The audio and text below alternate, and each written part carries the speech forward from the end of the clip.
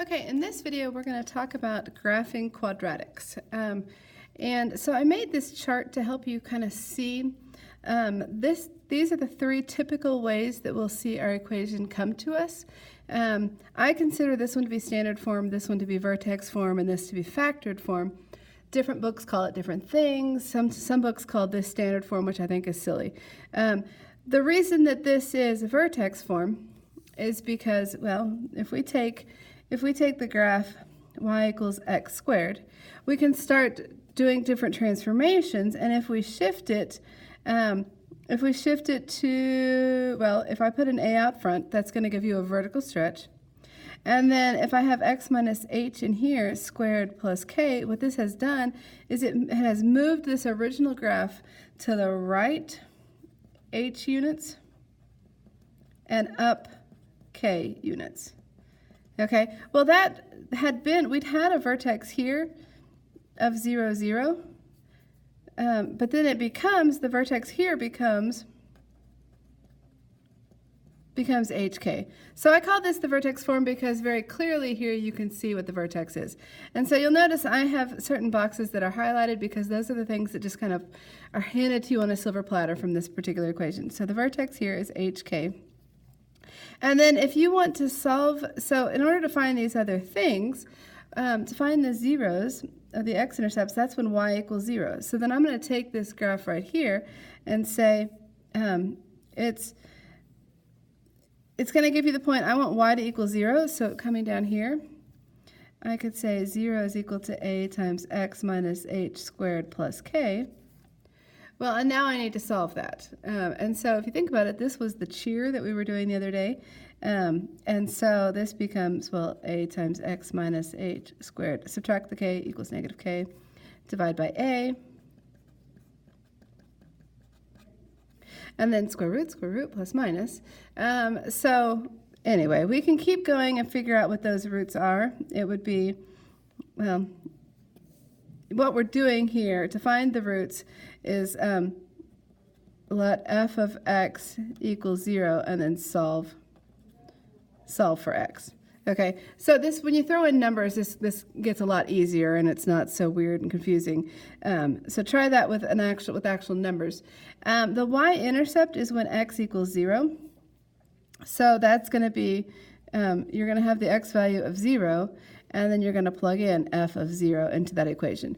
So be careful, it's not just k. So you have, this is 0, so then you have this h squared times a plus k. So you need to evaluate it, and once again, it looks complicated until you have numbers. The axis of symmetry, if you think about your, say I've shifted my parabola, pretend I can draw, oh my goodness.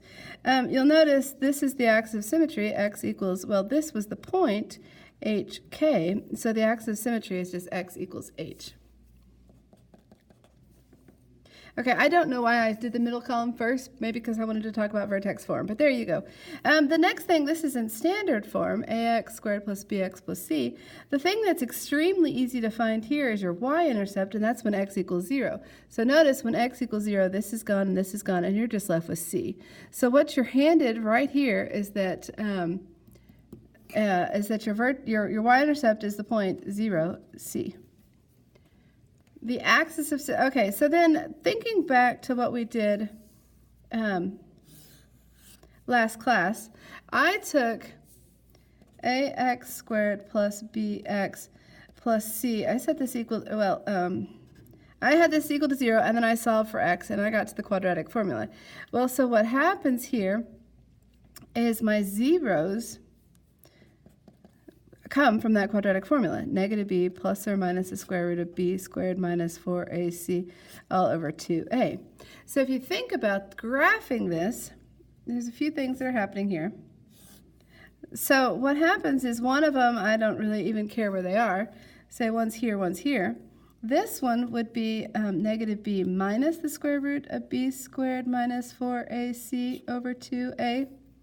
And this one would be negative b plus the square root of b squared minus 4ac all over 2a. Let me check and make sure I wrote that correctly. Yes, because one of them is going to be smaller than the other. Okay. So then if I want to find the axis of symmetry, it's going to be halfway. So hang on, back up here at the zeros. It's the zeros are when, or x equals, so when f of x equals 0, which is going to be x equals negative b plus or minus the square root of b squared minus 4ac all over 2a. So depending on the particular problem, we're going to solve this.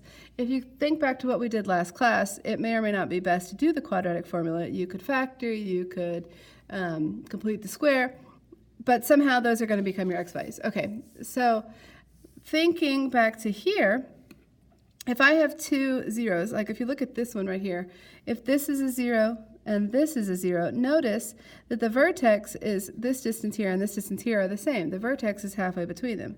Okay, so if I take these two zeros and I'm trying to find the axis of symmetry, this could fold right onto that. This becomes the average of those 2 points. I need more paper. I will be right back.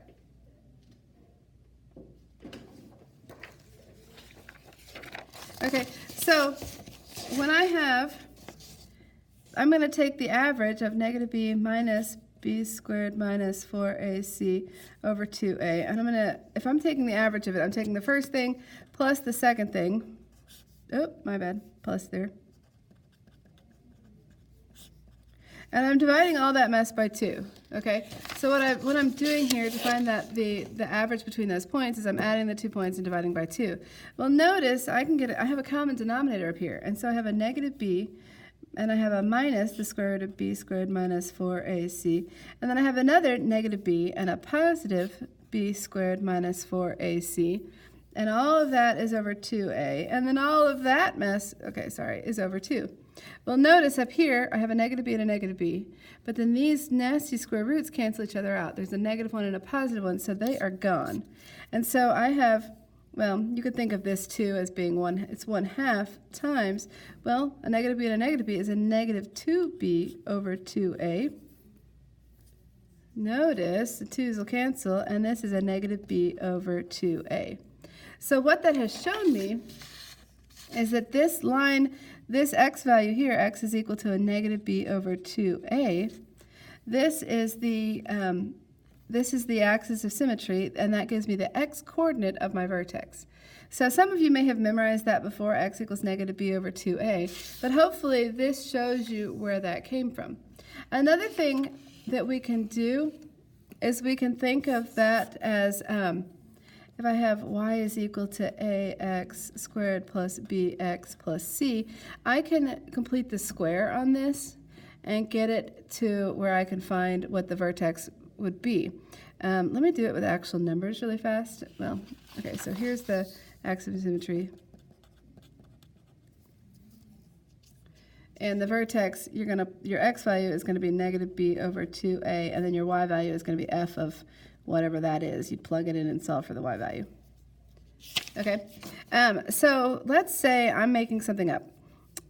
Y is equal to 2x squared plus 12x, I don't know, minus 1. I have no idea. I'm just making something up. Okay, so then what I would do to complete the square on this is I'm going to factor out the 2. And I do this problem a tiny bit differently because I could add the 2 box to the other side of the equation, but I can also subtract 2 box. If I add 2 box and subtract 2 box at the same time, I'm adding, in essence, 0. So I'm going to say, on that way, I'm staying only on one side, and it's a little easier to clean this up, in my opinion. Okay, so half of this, half of 6 becomes 3. Now I'm assuming that you figured out how to solve by completing the square last time. So 3 squared gives me a 9 in my box, a 9 in my box. Okay, so this becomes a minus 18 minus 1 is a minus 19. So what I know from this particular problem, I manipulated this that was in standard form to vertex form. So now I can see that the vertex is at negative 3, negative 19, and it's opening up. So it'd be somewhere down here, opening, I don't know. Okay, I'm not sure if this is on which side of the y-axis, but whatever. Okay, so there's the vertex roughly. So sometimes manipulating this and completing the square on it to get to the vertex form can be really helpful. Okay, back to this page. If I have the factored form, what they're telling me here, the easy thing to pull out from that one, sorry, too many papers. If I have this f of x is equal to a times x minus p times x minus q, what I can find very easily are my zeros. And so my zeros are going to be p and q. Okay, so that means it's p comma 0. And when I plug in p, I get 0 for my y. When I plug in q, I get 0 for my y. So my zeros here are p comma 0 and q. Oh, I'm so sorry, you can't see that. Q comma 0. All right, so now let's think about that for just a second. Let's say I've graphed this, and I don't even really care. One of them's P, one of them's Q. Well, if it's opening down, I'm just making something up. I want to find that axis of symmetry. Well, keep in mind, it's the average of these 2 points. I didn't draw it to scale very well, but you know what I'm trying to do. So if this is the point, if this has an x value of P, this has an x value of Q, to find this, it's the average. This x will be equal to P plus Q divided by 2. So there's my axis of symmetry. And then my vertex is going to have that as its x value, so it's P plus Q over 2, and then it's f of P plus Q over 2. So you plug that value in and figure out whatever. The y-intercept used when you plug in 0 for x. So if I have 0 for x, I have a negative p times a negative q times a negative is a positive. So it's 0, and then it's a times p times q, which isn't very helpful, but if you had real numbers, it wouldn't be so scary. Okay, so we're going to practice graphing. The new textbook, I'm sorry, this is from the previous edition and stuff. The new textbook, we're looking at pages 361 through 369, and I'll try and go pick some for HL and SL. One other thing that they might ask you to do is if they say they give you, oh, I should have planned this ahead before I hit record, but too bad. Let's say they give me a graph over here, and I know, say this has got a vertex of 3, 7, and I know that I'm going through, hang on, let me think about this for just a second.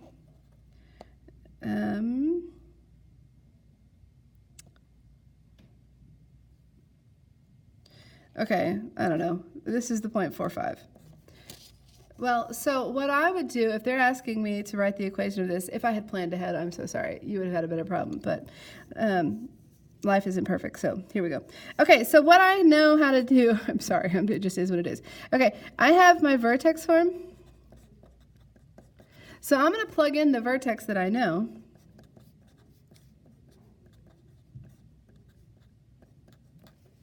And now what I need to do is I need to figure out, okay, was there any sort of a stretch?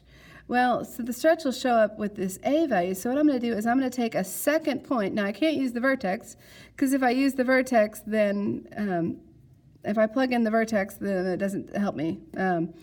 We could see, like, watch this. If I do a 7 here for the y value, 7 equals a times, well, 3 minus 3 squared plus 7.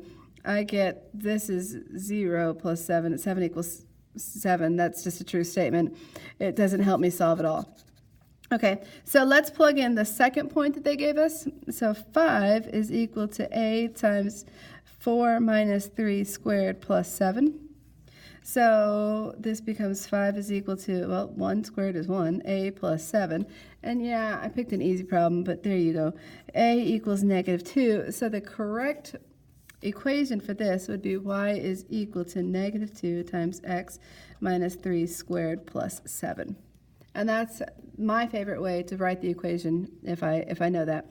If I know the vertex and another point. If I knew the two, if all they gave me were 2 zeros, that's actually not enough. Say they tell me negative 1 and 5 are zeros.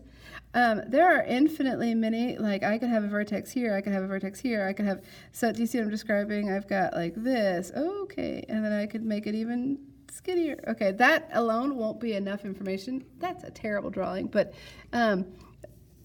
we would know it would be y equals a times x plus 1 times x minus 5.